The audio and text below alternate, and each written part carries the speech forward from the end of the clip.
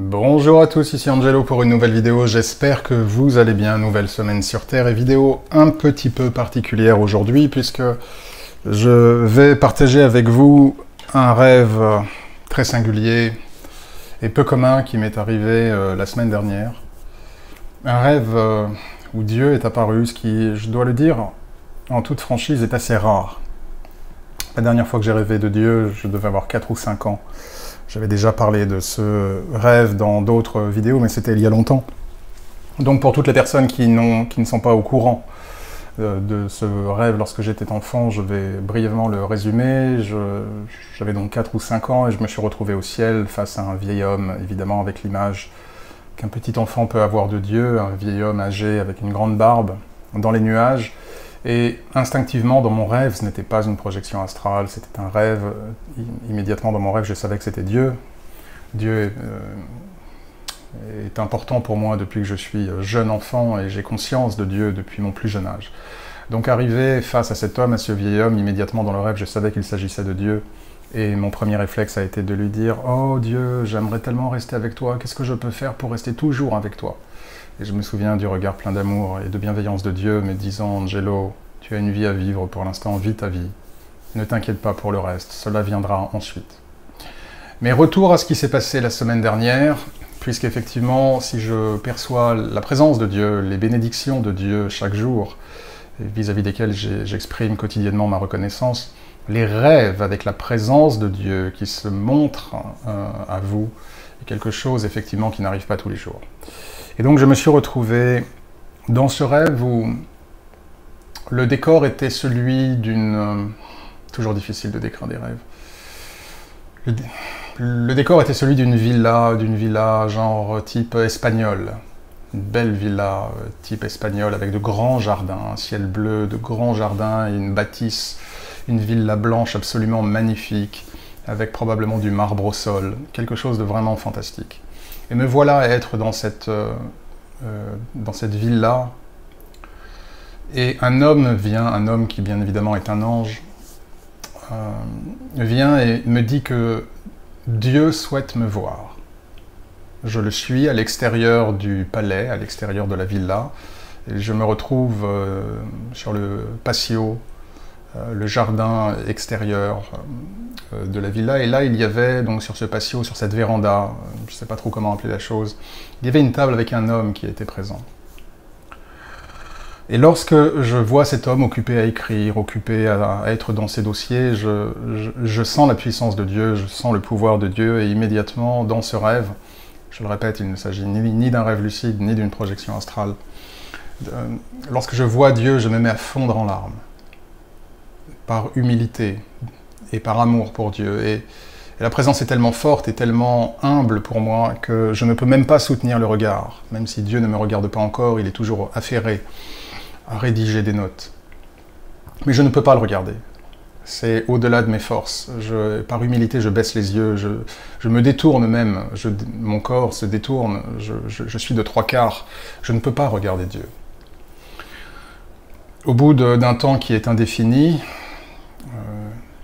je ne sais plus si c'est Dieu lui-même qui m'appelle ou l'ange qui me dit de venir, mais on m'appelle. Et je devine que c'est le moment pour moi de me présenter face à Dieu. Je me présente face à Dieu et je m'assieds face à lui. Un homme difficile à décrire, un homme mature. Je ne dirais pas un vieil homme avec la barbe blanche, ce n'est pas de cette manière que Dieu est apparu. On va dire plutôt un homme, 40, 50 ans, vraiment difficile à décrire. Très... Je ne sais pas si le mot classe convient, c'est toujours une fois de plus difficile de mettre des mots humains sur Dieu. Mais en tout cas, une très belle présence masculine face à moi. Et là, c'est malheureusement la partie un peu frustrante du rêve, Dieu et l'ange parlent à mon sujet. Et Dieu demande quand est prévue la chose. Je donnerai mon avis en fin de vidéo, d'accord ? Pour l'instant, ça restera un peu mystérieux, mais j'essaierai de vous indiquer un petit peu quel est mon ressenti par rapport à ce rêve. Et donc, il parle à mon sujet, et la date de 2025. J'entends la date 2025. En tout cas, je me souviens de cela. Malheureusement, je ne me souviens pas de tout, mais je me souviens qu'au terme de leur discussion, il est prévu que la chose dont ils parlent à mon sujet est actée pour 2025. Je prends note, je hoche de la tête, l'ange me fait comprendre qu'il est temps désormais pour moi de prendre congé de Dieu, et avec humilité et amour, je m'en vais. Je continue à errer dans ce couloir, on va dire à l'intérieur de la villa magnifique, qui donc surplombe ce magnifique jardin fleuri. Et à ce moment-là, un autre homme apparaît, donc un autre ange vient. Difficile de dire combien de temps après l'entretien avec Dieu, et cet ange me dit « Dieu a besoin de te voir à nouveau. Tu dois y retourner. » Je m'oblige et m'exécute et me retrouve toujours au même endroit, sur le patio extérieur, toujours face à cette table. Mais cette fois, au lieu d'un homme, il y a un petit enfant. Dieu apparaît comme un petit enfant. Et de la même manière que j'avais éprouvé ce sentiment d'admiration, d'humilité, d'amour face à l'homme, je ressens exactement la même chose face à cet enfant. Et je me mets à pleurer à nouveau. Et là encore, je ne peux soutenir la présence ni le regard de Dieu. Et dès lors, je me détourne, je baisse les yeux, je tourne mon corps dans mes larmes, ému. Et à ce moment-là, là encore, je ne sais plus si c'est Dieu lui-même qui m'appelle ou le second ange qui m'appelle, mais il m'est fait état que qu'il est venu le moment pour moi d'avoir audience face à Dieu. Et je m'assieds face à Dieu, et là encore, la partie intermédiaire est un peu floue, malheureusement, mais je me souviens que Dieu et l'ange parlent, et ça pouvait ressembler à quelque chose comme « qu'avons-nous dit » ou « qu'a-t-il donc » comme une sorte de confirmation du premier entretien, ou comme si quelque chose... une mise à jour. Cela ressemblait à une mise à jour. Et donc Dieu dit « 2025 », n'est-ce pas? Et là, l'ange dit « non, 2023 ». Et Dieu réfléchit, puisque rien ne peut se faire sans l'assentiment divin, sans l'assentiment de Dieu. Et Dieu hoche la tête. Et je me souviens de ma réaction à ce moment-là, où je me disais un peu quelque part « oh, le saligo ». C'était 2025 et maintenant c'est 2023. On est quasiment en 2023, il ne va pas rester beaucoup de temps. Et là, on me donne congé, je prends congé de Dieu, je continue à marcher un peu dans cette villa magnifique, et puis je me réveille. Évidemment, quand je me réveille, je suis en larmes, ce qui est toujours évidemment un signe de contact avec les forces divines.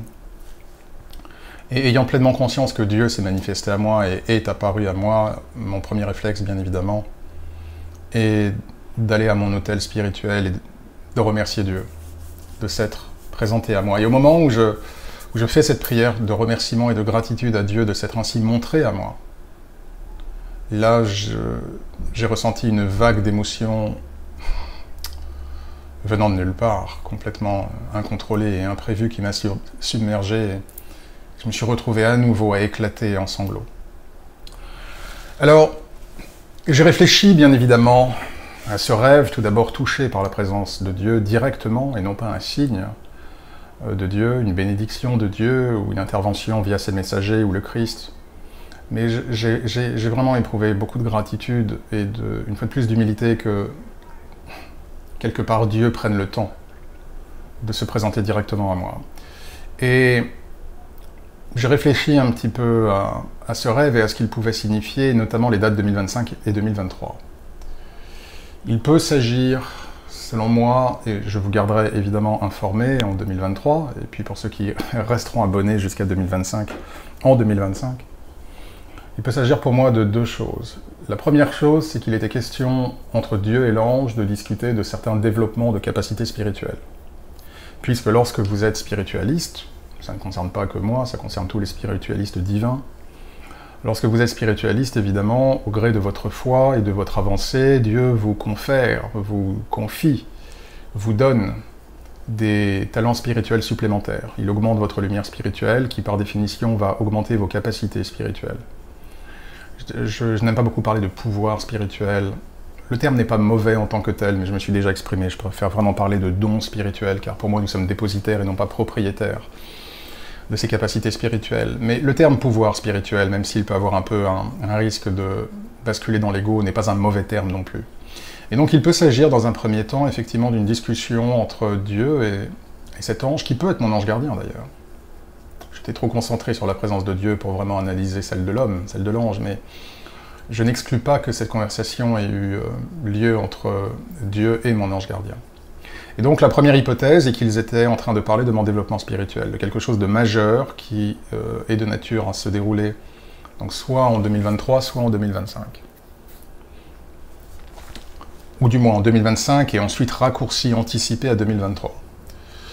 La deuxième possibilité est qu'il était prévu en fait, que Dieu et l'ange ont discuté non pas de développement de capacités spirituelles supplémentaires, mais d'un travail particulier que je devrais faire pour Dieu, ou du moins d'un stade spirituel, sans parler de dons spirituels, d'un stade spirituel qui est prévu, qui est souhaité par Dieu, et qui était dans un premier temps prévu pour 2025 et ensuite raccourci à 2023. Lorsque je regarde les énergies, parce qu'évidemment j'ai pris le temps de regarder les énergies en ce qui me concerne pour 2023 et 2025, je vois la même boucle. Donc ça reste encore à ce jour pour moi, même si le rêve est clair, que de 2025 il a été décidé que finalement ce serait anticipé à 2023, ça ne souffre d'aucune ambiguïté. Cependant, lorsque je regarde les énergies, j'ai un peu la même boucle qui apparaît, donc ça peut être l'un ou l'autre, l'une ou l'autre de ces dates, mais du fait du rêve et du dénouement du rêve, je vais opter pour 2023. Donc une fois de plus, où il s'agit d'un développement majeur spirituel en termes de capacité spirituelle, d'un gain spirituel supplémentaire, ou de gain au pluriel spirituel supplémentaire, ou il s'agit, on va dire en gros, de la prochaine étape, de mon développement spirituel en tant que spiritualiste, au service de Dieu. J'ai trouvé ce rêve évidemment extrêmement intéressant, j'ai voulu le partager avec vous,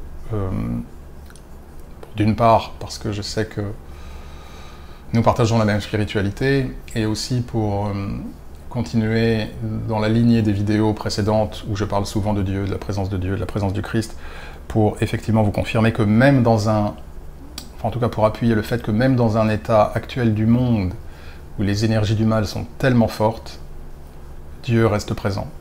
Dieu continue à nous regarder, ses messagers continuent à nous regarder et à être à nos côtés.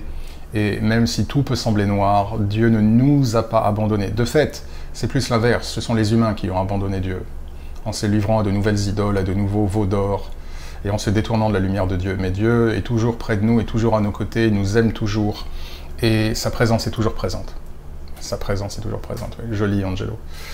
Sa présence est en tout cas toujours... oui, enfin vous avez compris. Donc puisse ce rêve, en tout cas, indépendamment de ma situation personnelle, puisse ce rêve également vous raviver l'espoir et la confiance que même si le monde est très noir et très maléfique, très malveillant, Dieu n'a pas disparu. Voilà, chers amis, j'en reste là pour l'heure. J'espère que vous avez passé une bonne semaine. Courage à vous, bien évidemment. Merci à tous pour vos messages. Je ferai une vidéo probablement semaine prochaine. J'essaierai de faire une vidéo la semaine prochaine. En tout cas, merci une fois de plus pour vos messages, pour votre présence, pour votre affection, pour votre fidélité à la chaîne. Je vous envoie bien évidemment mes meilleures pensées. Prenez bien soin de vous et de ceux que vous aimez, et que Dieu vous bénisse.